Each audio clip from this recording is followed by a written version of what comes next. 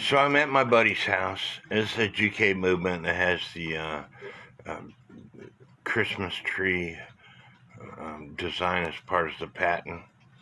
I see the count wheel, spaceship type count wheel. Sorry, alien type count wheel. And you see the great wheels. There's this plate. And then there's the ratcheting system. In other words, the chain bits between two plates.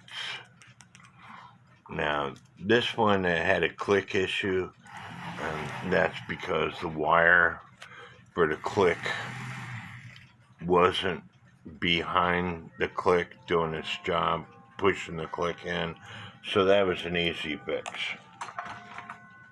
This is a GK movement. It says it right here. It's a spaceship type count wheels for the whole spaceship type cutouts.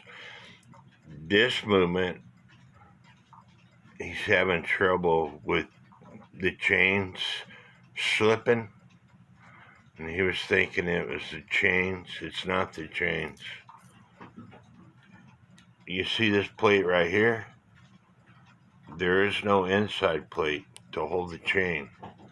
So as you can wind it,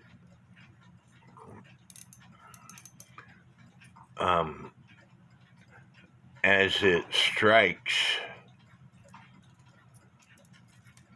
and this is on both great wheel and for the time side and for the strike side, as it cuckoos, they notice that sometimes the chain would drop.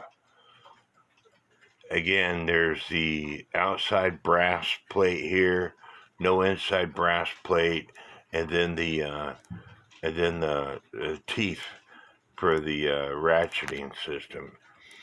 And there's no evidence that it ever had the inside brass plate. And so maybe this designer, again, GK didn't make any clocks.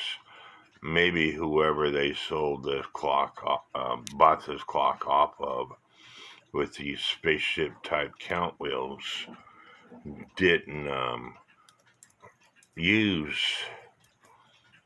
two brass plates to hold the chain in. Maybe they thought that the teeth were good enough to keep the chain in place. I'm going to show that to you one more time on this other movement. Space alien type, Martian type cutouts, not a spaceship, or the letter D, or whatever you want to remember it by. There's this plate which holds the chains inside, the chains fit in between these two plates, and then there's the teeth for the ratcheting system.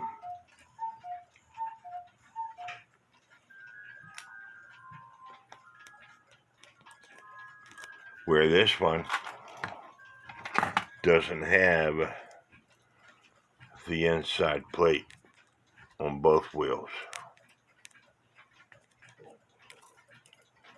That's something that I'm going to have to start looking at when I look at movements to see if any other movements are like that. But I think this is a defect. Every other cuckoo clock movement that you will look at has these two plates to keep the chain on the spokes. Just like the newer regular 34s, they got the plates on both sides of the spokes to keep the chains on. And some of the regular 34s have got a chain guard that fits on here that you feed the chain through, and the chain will not go on the top half of the movement because it's a plastic chain guard that goes on it. So if you're having trouble with your chain slipping, it very well could be a movement designed like this, that over time the teeth are going to wear down a little bit,